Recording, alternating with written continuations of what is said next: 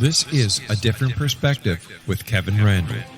A retired U.S. Lieutenant Colonel, Kevin Randle has been studying UFOs for nearly 50 years. Kevin has investigated some of the most famous UFO cases in the world and has been consulted for dozens of documentaries about UFOs. Considered one of the leading experts into the Roswell UFO crash of 1947, Kevin has written more than 25 books about UFOs, including the recently published Roswell in the 21st Century. Now, here is the host of A Different Perspective, Kevin Randle. And welcome to this edition of A Different Perspective. I am Kevin Randle, as you probably can guess. Before we get into the meat of today's program, I've got a couple of rants that I think are important. First of all, and I've mentioned this before, and I'm going to stop doing it after this. But I just wanted to say again that I'm a little annoyed at the rating system on Amazon. Now, as a writer of a book, I know that there are people who are going to love the book and people are going to hate it. And I understand that. I could write the world's greatest book on whatever topic you want to specify, and there's going to be people who do not like it. Not got a problem with that. What they've done at Amazon is you can review a book or you can rate a book. And under the ratings, you don't have to explain why you give it the rating you did. Now, if you give it 4 or 5 stars, I'm happy with that. I love that. That's great. If you give it 1 or 2 stars, I'd like to know why. I've read a couple of reviews where I've gotten 1 or 2 stars on a book, and it has nothing to do with the topic of the book. It has nothing to do with the writing in the book. It has to do with the condition of the book when it arrived. And one guy was annoyed that the cover had been torn or it was slightly warped in some fashion. And I'm thinking that's not the fault of the writer. And I don't think you should degrade a book simply because something beyond the writer's control happened to the book. It had nothing to do with the writing, had nothing to do with the content. It had to do with the packaging of the book. So if you're going to give a book a 1 or 2 star rating, I think you're obligated to explain why. And that helps the writer. It tells me what I need to know to improve the quality of the next book, but it tells me whether or not I'm responsible for that problem. And I actually corresponded with a guy who had rated a book 1 star, and it had to do specifically with the condition of the book. It had nothing to do with it, but he thought I was responsible for that, and I could not talk him out of it, meaning I didn't send him the book. I didn't print the book. I had nothing to do with that, but he was annoyed with the condition of it, so I took the hit on that, and that's not fair to the writer. If he had said, well, I didn't like the content, I didn't like the writing, there was typographical errors or whatever, that's something I can fix, but that didn't happen. Secondly, and we talked about this just a little while ago, and I'm going to touch on it again briefly, and it's this Project Mogul nonsense. I just saw another skeptical website belittling the Roswell case, saying simply, we all know it's Project Mogul. It was a top secret project. I will repeat here briefly, Project Mogul, as it was conducted in New Mexico, was not top secret. It was not classified. They were doing unclassified work using equipment that was bought off the shelves. The top secret classification meant that the purpose of Mogul was classified, which was to spy on the Soviet Union. But what was going on in New Mexico was unclassified. They cared so little about recovering the materials, the balloons, that in a couple of cases, they didn't recover them because it was too hard to get to them. So they just ignored them, leaving them out there. The other thing I wanted to point out is when you look at the illustrations, it's published by any number of sources. They show this long array that's 600 feet long that has 2 or 3 Ray-Wind targets attached to it. Those were launched on the East Coast prior to them arriving in New Mexico, prior to any launches in New Mexico. The June 4th launch, and I've said this repeatedly, I'll say it again, was canceled. What they launched was a cluster of balloons, and that was just made up of some of the balloons, and it carried a microphone aloft so they could practice or they could see how well the microphone would pick up the detonations on the ground. There were no Ray-Wind targets attached to it. In fact, if you look at the proper illustration, starting with flight number 5, which is the first one that's fully illustrated, and said it was made up exactly as flight number 4 had originally been made up, at least from what Charles Moore said to me and said to other people, there were no ray wind targets. They did not use ray wind targets on those balloons until sometime later in July, which negates the debris, the foil debris found in General Ramey's office. So then there was one other thing that I almost forgot here. When Brazel came into the office, the sheriff's office, he brought some of the material with him to show him what it was. That means that Marcel would have seen the balloon remnants had that been what it was, and would have been able to identify it as such at that time. What we know based on what General DuBose told us was that material was collected in a sealed container and hand carried to Fort Worth and put on another airplane to be taken to Washington, D.C. So material was sent beyond Fort Worth to Washington, D.C. prior to Marcel going out to the ranch site. All of this would have negated the nonsense that took place on July 8th. Mogul is a rejected explanation. We know it was canceled. We know what happened during those hours before July 8th, 1947, and all this. And so I'm going to try never to mention Mogul again on this program. But this thing just came up and it so annoyed me that I wanted to bring that up. Others have asked me how specifically I got involved in the Roswell case. And I'll say this is something that was not on my radar at the time. I had been at a science fiction convention, and those of you who have ever been to science fiction conventions know that they always end in the term con. The one here in Iowa is called Icon for obvious reasons. And in Minneapolis, it's called Minicon. And in St. Louis, it's called ArchCon because of the great arch there. And in Milwaukee, it was called XCon. And I explained what con meant so you'd understand the connotation of XCon there. There was going to be a debate between science fiction writers and two fellows up from the Center for UFO Studies. I was going to be with the science fiction writers, and Fred Pohl was one of them. And I'm not sure, but I think George R.R. Martin might have been another of those before he became George R.R. Martin. And we were going to debate these guys from the center. Well, when the fellows from the center arrived, it wasn't fellows, it was one guy. And I didn't think this was a fair debate, 3 against 1. So I switched sides. It was a debate. You can do that in a debate. And I'm fully cognizant then. I was fully cognizant then of the UFO field. So I thought it was a fair fight in that respect.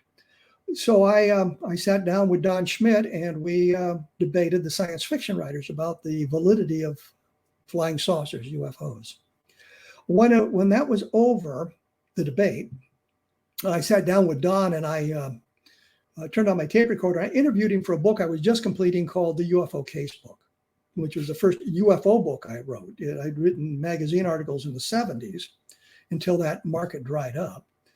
And that seemed to be the end of it. And a few days later, or maybe a few weeks later, I'm not sure the exact timing, I got a call and Don wanted to know if I wanted to participate in an investigation to Roswell, into the Roswell case. I think the thinking was that I had a military background and a lot of the witnesses would be former military, retired military, and I would be able to establish a rapport easier than someone who had no military experience. I would understand some of the nuances and the way things were done in the military that civilians might understand. And one of the things I first noticed is General DuBose, at the time Colonel DuBose, he was the chief of staff of the Air Force, a very important position in the 8th Air Force. He had been identified in any number of different publications as General Ramey's aide. Well, a brigadier general does not have a full colonel as his aide. He has a first lieutenant or a captain. The chief of staff of the Army, 4-star general, or at the time 5-star general, Dwight Eisenhower would have had a full colonel as his aide. He would have a number of aides, senior aides and junior aides. So that was one of the things I picked up on immediately, and we could move on beyond that. So I was invited to go along on the investigation with an idea that I would be able to provide some of this insight. And we got to Roswell, and I think I've mentioned this before, that the first few days just didn't work out. We were supposed to meet with Frank Joyce, the radio operator, but he said he was sick. We were meeting with a group of UFO people. And I say it that way because they obviously weren't investigators or researchers, to talk about their experiences. And it turned out that they were more into the we'll say, paranormal and new age aspect of things and really into UFOs. So that didn't work out. We traveled down to Roswell. We met with Steve. We met with Cliff Stone. He shows up. He doesn't want us to come to his house in the beginning, and I don't know why, because his address was in the phone book. But he met us at a Burger King there on North Main Street in Roswell, and he shows up in uniform, which probably was inappropriate. And then we drove to his house, which was on Tilden Street. And if anybody of you have been studying things about our constitutional crisis going on now with the January 6th investigation, you'll know who President Tilden was. He lost to Hayes in the 1876 election, where there were, I think, three states that sent double slates of electors to Congress to certify the election, and became a big mess. I just mentioned that as fun. But anyway, Stone didn't pan out. I mean, he knew a lot about UFOs and he knew something about Roswell, but nothing that we didn't know, or didn't have any inside information that would help us understand what was going on. So I'm thinking this is pretty well a bust. There's really nothing here to inspire us to continue the investigation. The next day we were going to go meet with Bill Brazel, the son of the man that found the debris, of course. And we had with us a fellow, and his named Don, and I forget his last name for some reason, probably another Biden moment here. But he had a metal detector, and we knew approximately where the debris field was. So he was there doing the metal detection while we were going to Carrizozo to meet with Bill Brazel. And I'll explain a little bit about what happened with Bill Brazel when we come back, because I'm going to have to take a break here in just a moment. More information always available at www.kevinrandle.blogspot.com, and I will return in just a moment or two. Thank you. And I am back all by myself, which means I'm doing my best to stop the spread of any viruses, be it monkeypox or whatever thing else comes down the pike. When we left, and I say we, including everybody who's paying attention here, I was talking about Bill Brazel and our meeting with Bill Brazel in Carrizozo. We met him in a small restaurant, cafe, bar there. Sat down at the table and was talking to him briefly. And the first thing I remember him saying, after the introductions, we gave a little bit about our backgrounds. He says, well, my dad found this thing. And then he started telling us the story that the discovery of the debris from his point of view, from his perspective. He described three of the items he'd found in his wandering the pasture later on. One of them was the foil that we hear about, the molecules with a memory, the foil that you wad up and it would unfold itself when you let it go. He described something that was like monofilament fishing line, but you could shine a light in one end and it comes out the other. And I said, you mean fiber optics? And that's what he meant. And a piece of wood-like debris. He said it had the density of like balsa wood, very lightweight, but he couldn't whittle on it with his pocket knife. And he thought that was strange because he said that he'd cut barbed wire with that pocket knife. He wanted to get a shaving to see if there was any stratification. It was kind of a broken piece of material. He said maybe 10, a dozen of these little pieces. And we chatted with him about this and what happened to him. And that kind of turned it around for me. And I think it turned it around for Don too, because at that point we were pretty well disappointed in the trip. We thought that we were going to find an explanation. And Bill Brazel kind of laid it out for us. And here was a guy who was very sincere, had no desire to get his 15 minutes of fame, had no desire for money, had no desire for anything. He was just telling us a story. He told us at one point that he told his wife, Shirley, that if he liked us, he'd help us out. And if he didn't like us, he wouldn't. Well, obviously he liked us because we sat there for an hour, hour and a half and discussed this whole thing. On our next trip down, he took us out to show us where the debris field was. And I think we were maybe the first people he'd ever taken out there. And I think I've mentioned this before. We're 8 o'clock in the morning. We're driving in his pickup truck across New Mexico desert. And he says, you boys want a beer? And Don says no. And I'm thinking, well, somebody better drink with him. So I had a warm beer at 8 o'clock in the morning as we drove across the prairie or the high desert in New Mexico.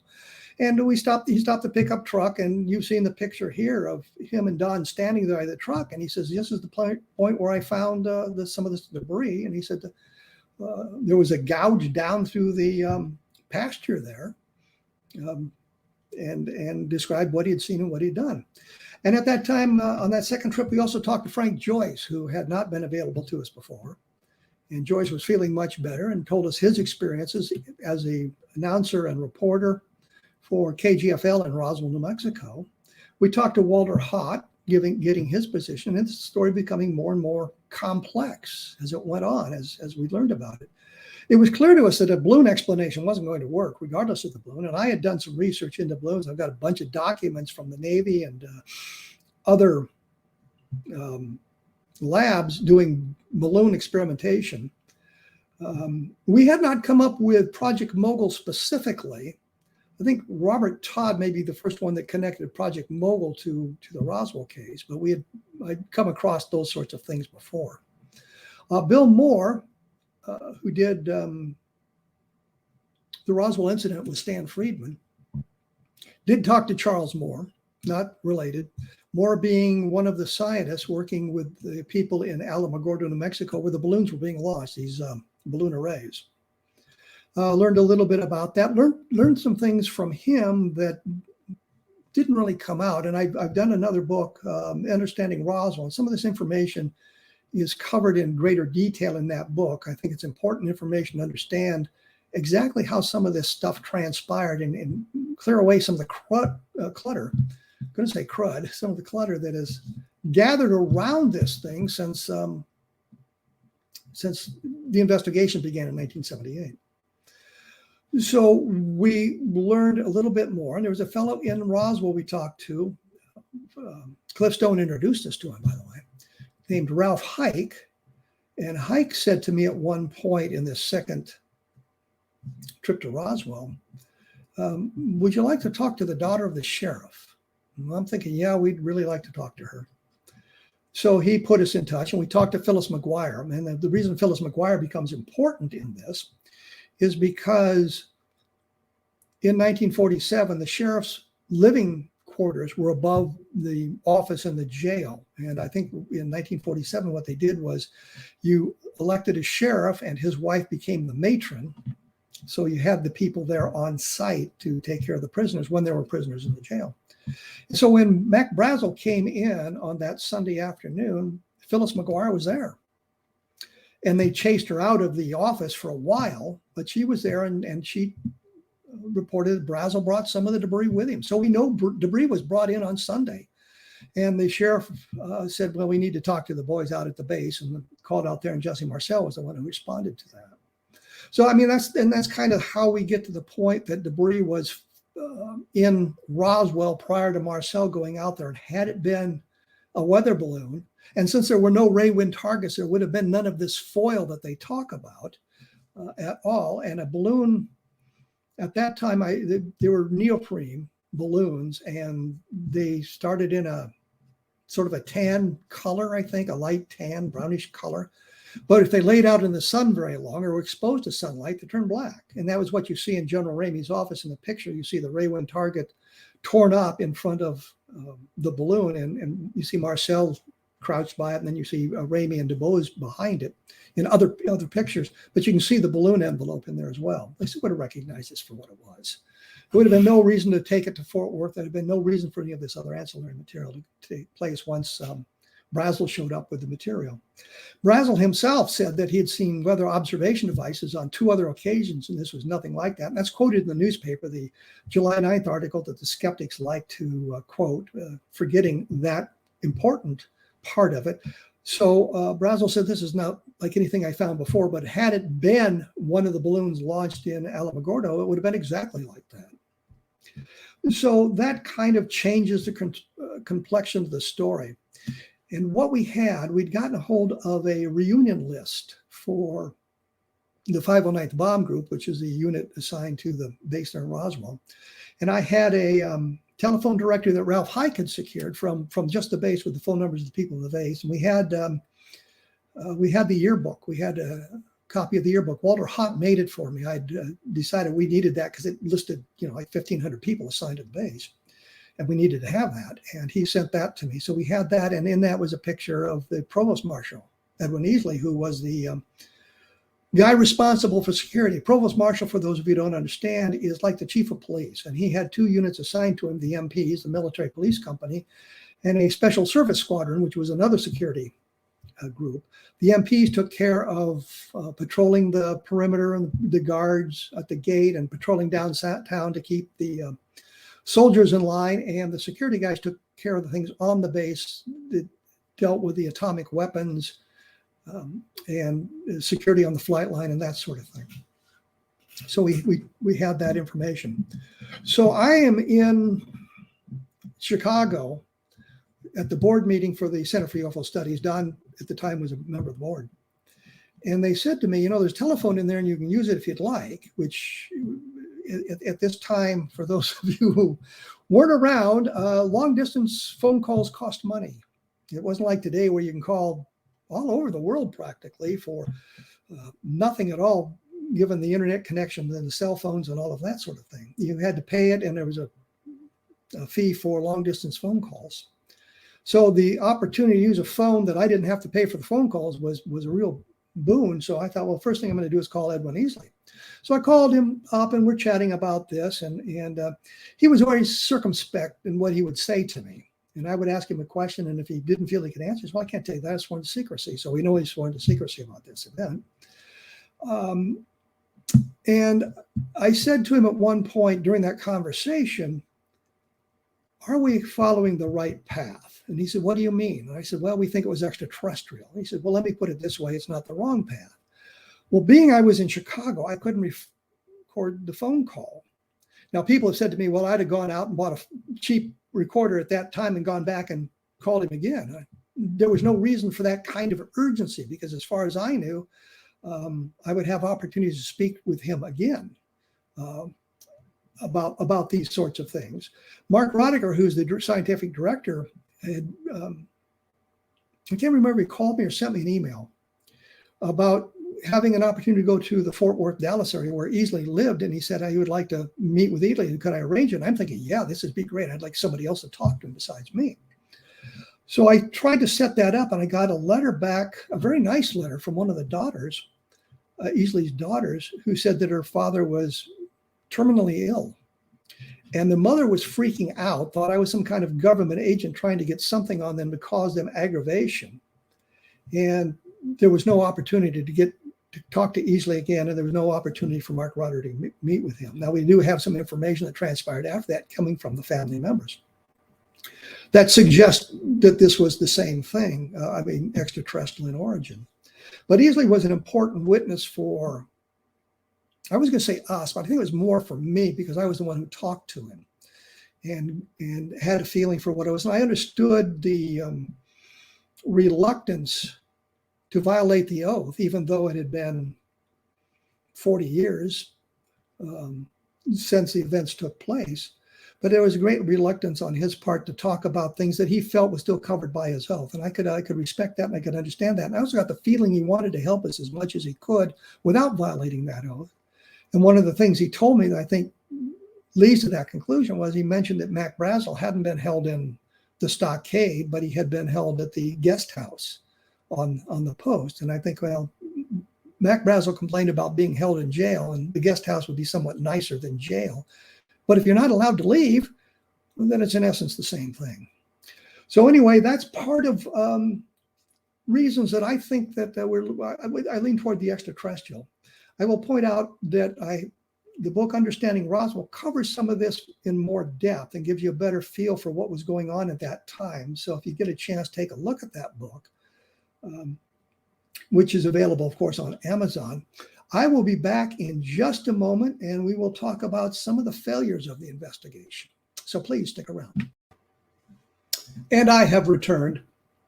I have notes here to kind of guide this conversation, but I don't think I mentioned up front the purpose of this show is it's kind of a Roswell revisiting of Roswell, I suppose I should say. This is the 75th anniversary of the crash, whatever the crash may have been.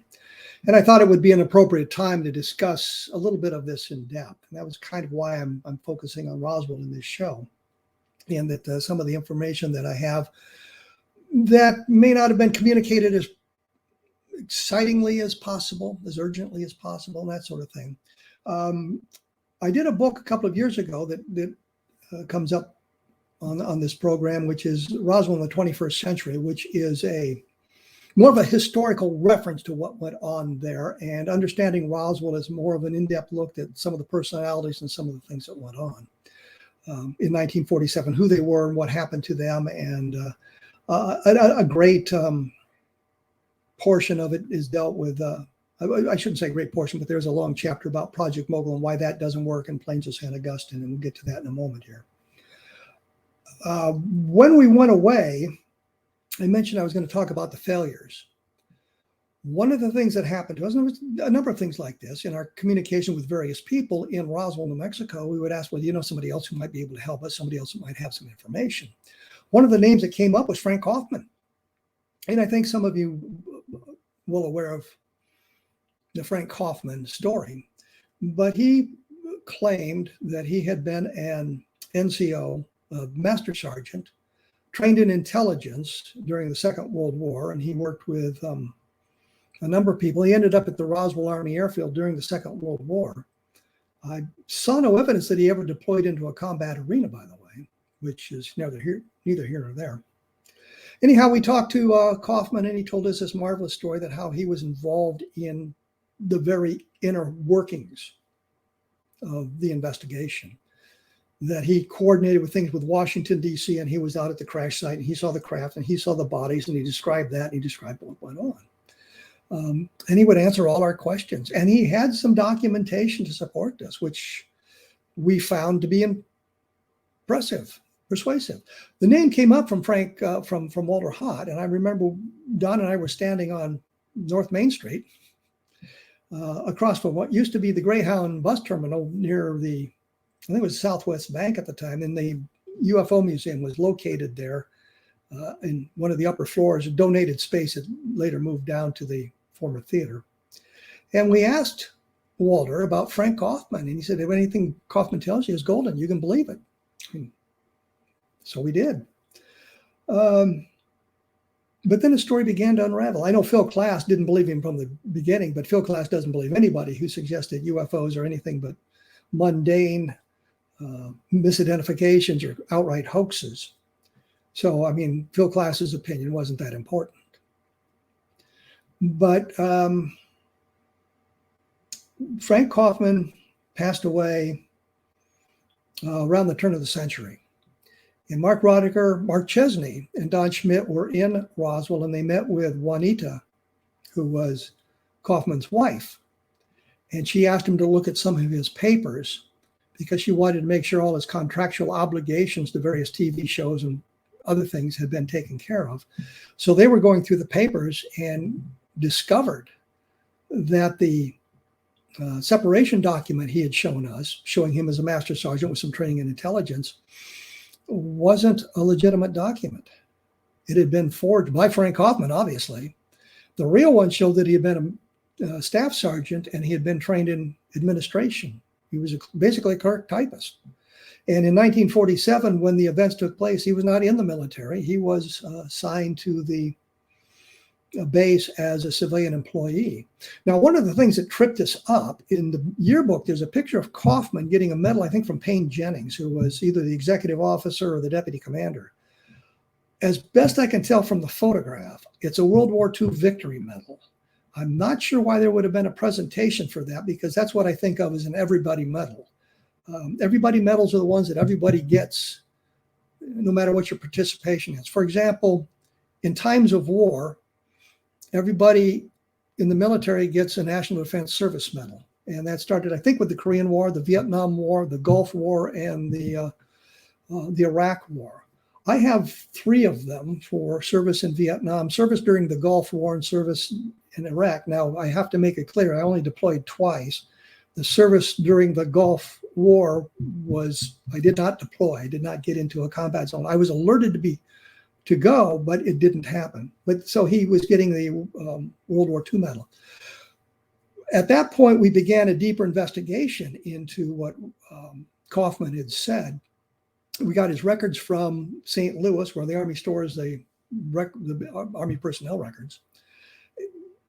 again, proving that he had been a staff sergeant, not a master sergeant. Mark Roddiger talked to a couple of people who had worked with him and who had been cited by Kaufman in other documents as participants. And they said, no, we didn't have anything to do with that. We don't know what he's talking about. It became clear that Kaufman was making it up. Kaufman had no real relevance to the story and kind of diverted our attention and diverted some of our resources for a long time. Things that we could have been doing other things, more important things. One of the other that came up was Glenn Dennis, the Roswell mortician. It became clear to me in 1997 that Glenn Dennis's story didn't make sense. Dennis suggested that he had received a phone call asking for child-size medically sealed coffins to put the bodies in. Question finally came up, why would he have to have child-size coffins? You can put a small body in a larger coffin if you had it. But the story was they had to get him sent down from Amarillo. And he talked about this nurse, Naomi Self, that had been involved in the preliminary autopsy of the bodies there on the base.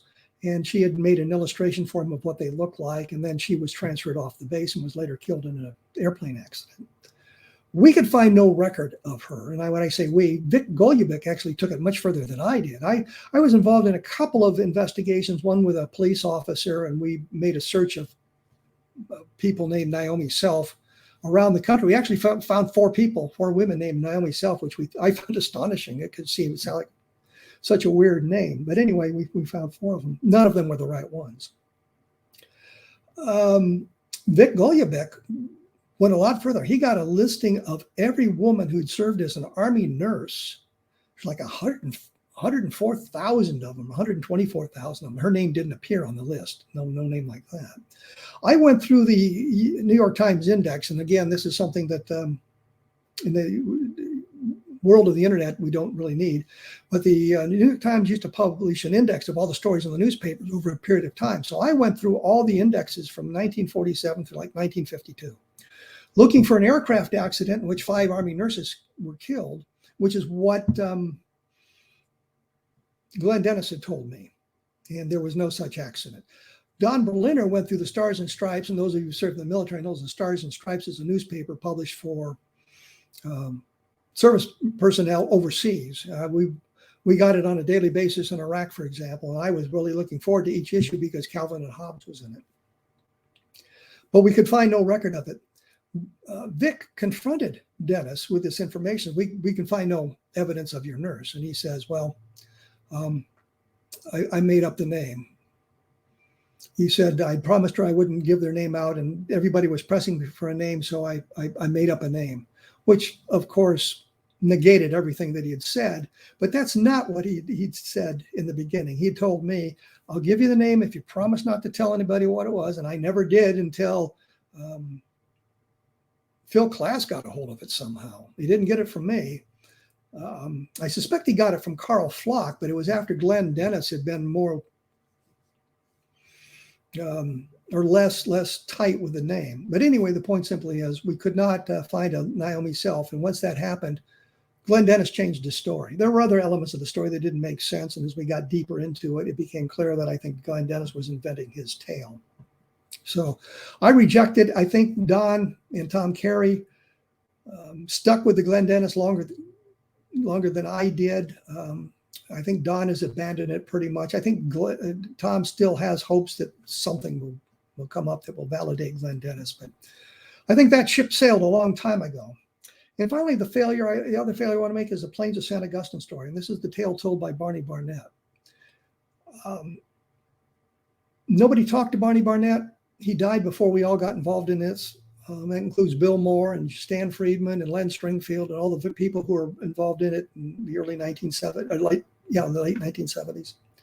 I talked to Fleck Danley, who had been Barnett's boss, and said that he'd heard the story from him and he thought it was from 1947, but he didn't really know. And when I talked to Fleck Danley, I thought I could have got him to confess to crimes that I'd really pushed him on it because I didn't think he was very sharp anymore. I think old age. I think he was in his 90s at the time, so his old age has kind of interfered with the investigation. But Ruth Barnett kept a diary for 1947. The only year she apparently kept a diary, and we got a hold of it. Alice Knight, her niece, let me know she'd found a diary because we'd asked about this sort of thing, and she had a diary from 1947. So I was, as we were going to meet Stan, and I say we, Don Schmidt and I were going to meet Stan in Albuquerque. I drove down, and Don, of course, flew. I stopped on my way to meet with Alice Knight, and she gave me the diary. First thing Stan says to me when we get to New Mexico is, "You get the diary?" I said, "Yeah, I have it." There was nothing in the diary about Barney being involved in anything like this. Now, Stan's argument is that, well, you've been sworn to secrecy. You wouldn't go home and tell your wife, and she wouldn't write it down in a diary. And I'm not sure that's true.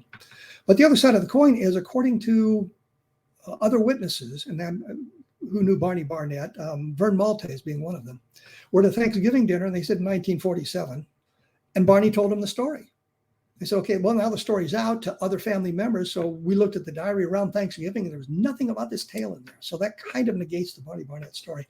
And it kind of eliminates the Plains of San Augustine, because basically Barney Barnett's the only person that talked about that, with the exception of Gerald Anderson. And Gerald Anderson was discredited literally decades ago. So anyway, once again, this sort of information is available in Understanding Roswell. It's understanding. It's available on my blog at www.kevinrandle.blogspot.com. There's a search engine. You type in like Frank Kaufman, and you'll see all the stories about Frank Kaufman, or you type in Plains of San Augustine, you'll get that kind of information as well. I will be back in just a moment, and we're going to talk about some of the facts that we've been able to determine about the Roswell case. So please stick around. And once again, I'm here, get deep into the last segment.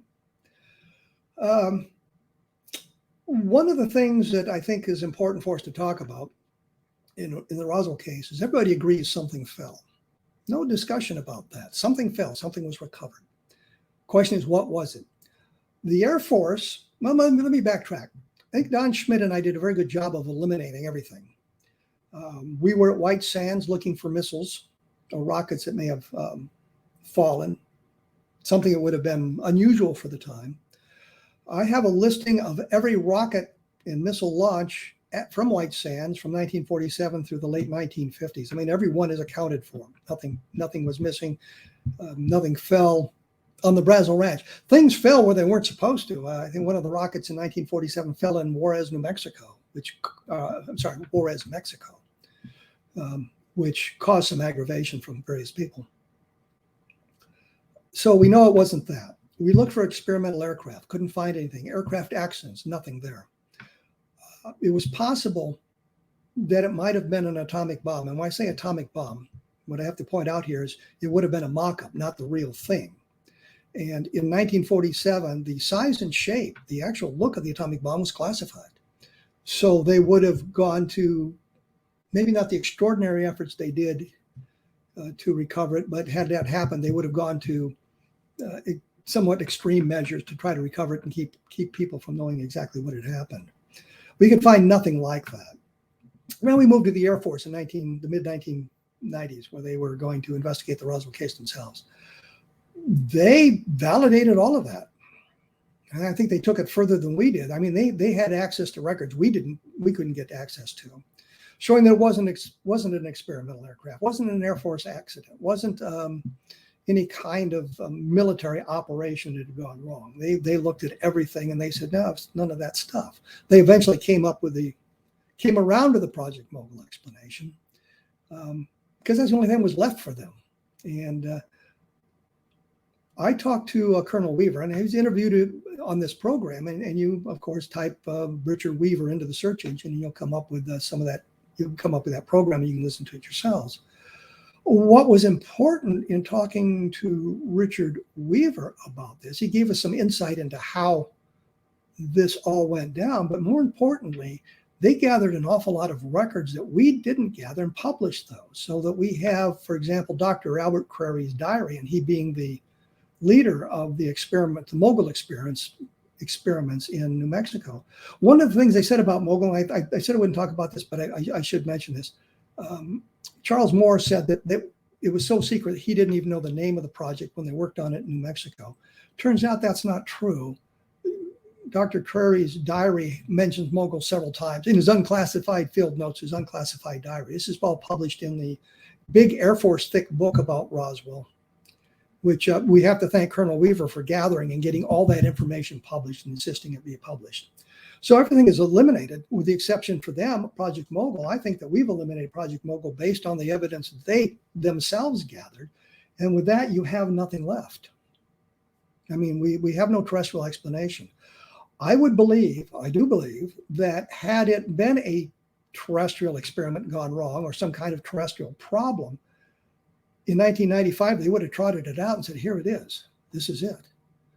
That would have explained it, and we would have all gone home and said, well, thank you very much. I'll take my investigations elsewhere. That didn't happen. They came up with Mogul, which we had already refuted.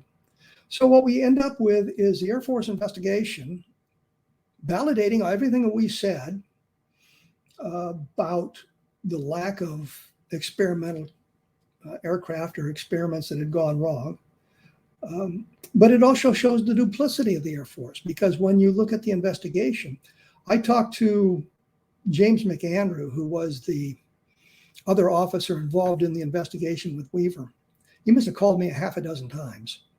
And he would always browbeat me. He said, well, you can tell me you're just in it for the money, right? And I said, no, this is a story that I find interesting, and I'm going to pursue it to the end. I think it's a story that needs to be told. I said to him, if I could prove it was some kind of an experiment that had gone wrong, say out of Alamogordo or out of White Sands, in which people were killed or people were duped into participating in it, and they wanted to keep it secret to protect the people who were there, that would be a very big story. And I would pursue that to the end, but I could find no evidence of that whatsoever.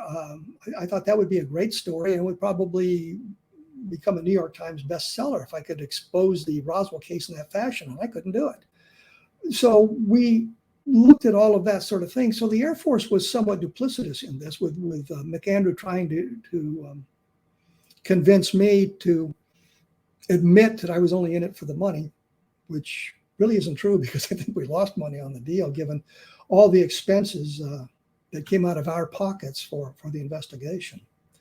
And the Air Force didn't really explain it at all. They came up with some explanations that I think even the press found funny in 1997 when they trotted out the last one, which was the anthropomorphic dummies. But in today's environment, they've come back around to, well, they accept it without much in the way of question. It was kind of disappointing in that. But the point simply here is there is no terrestrial explanation for what happened at Roswell. And there may be something that comes up in the future that would explain it, but I can't foresee what that might be. So when we get back down to it, and I hesitated to go in this direction for a long time, but I think given my experiences and what I've seen, people I've talked to, eliminating people like Glenn Dennis and Frank Kaufman and Gerald Anderson and some of these people, I lean toward the extraterrestrial because I have no other explanation. I say I lean toward it because I don't think the evidence is of sufficient quality to prove it was extraterrestrial. And I understand the problems with the extraterrestrial explanation, meaning the vast distances in space, the problems with moving a object through interstellar space at relativistic speeds. If you're hit by something the size of a grain of rice at relativistic speeds, the collision is going to be catastrophic because of the kinetic energy potential moving at those kinds of speeds. James Van Allen said to me that at those kind of speeds, because space isn't empty, it's filled with a lot of hydrogen, and you're in essence bombarding your spacecraft with these hydrogen atoms at relativistic speeds, and you would fry everybody in the spacecraft if it wasn't sufficiently shielded. Plus you have the problems, but what is your fuel source? I mean, these are problems we do not have answers for, which means we cannot fly in interstellar space with any kind of expectation of gaining great scientific knowledge. But that doesn't mean somebody else hasn't figured out how to do it, or there is not a shortcut that we do not perceive at this time. Wormholes, for example, might allow us to bend space in such a way as we can short circuit the distances. So I understand that problem, and that's why I hesitate for embracing the Roswell case as extraterrestrial, period, end of discussion. But I lean that direction because I do not know of any explanation you can offer that is sufficient to cover all the facts and all the testimony. Once we eliminate the testimonies and the evidence that comes from the less than credible sources. So on the 75th anniversary of the Roswell case, I will tell you, I lean toward the extraterrestrial. I don't think we've proved it. I think that there's work to be done. I'm not sure what we're going to do because I don't think there's any people who were assigned to Roswell in 1947 still alive, first-hand witnesses still alive to interview that get us information. I know Don and Tom are talking to grandchildren of these people, which is something that I'm not a fan of. I think we need to talk to the primary sources, and once we get far beyond those, it's really not very useful. Continue the search. Next week, if I've got the name right, I'm going to be talking to a guy named Blair Blake, and he has investigated the Allende letters. And for those of you who need a quick course on that, we'll get into it in depth. But these were letters sent to the Office of Naval Research, or Office of Naval Intelligence, in the 1950s, suggesting some kind of inside knowledge about what was going on in the flying saucers. And it's been a part of the UFO tradition since that time. The Philadelphia experiment is an outgrowth of these Allende letters. I did an article in Official UFO in the 1970s about the Allende letters, and you may not understand it now, but I got a copy of my article back with the annotations from Allende. What had happened, what got to the Office of Naval Research was a copy of a book called The Case for the UFO by a fellow named Morris Jessup. And 3 people had supposedly gone through it and made comments in the margins, underlinings, and all this suggested some kind of superior knowledge about UFOs. And it caused some aggravation for people. And we'll get into all of this. But the fellow I'm going to talk to, he managed to track down a copy of the Varro manufactured book. What happened is Sidney Sherby and I think George Hoover paid Varro Manufacturing to duplicate the annotations in kind of a large manuscript size format, all the typing, the underlinings and all of that put into it. They made 25 copies, I think it was. Maybe it was more than that, but fewer than 100 copies. And I actually held one in my hands from Sidney Sherby. Blair got a copy off, believe it or not, either eBay or Craigslist, found a copy of it, and we'll discuss his trek to track down the copy and my trek to track down the copy and the information and how it all relates to the UFO field and what we think of it. So we'll be talking about that in depth next week, and we'll have copies. We'll have some of the illustrations there so you can see exactly what we're talking about in the way of underlinings and that sort of thing, and all that information about it.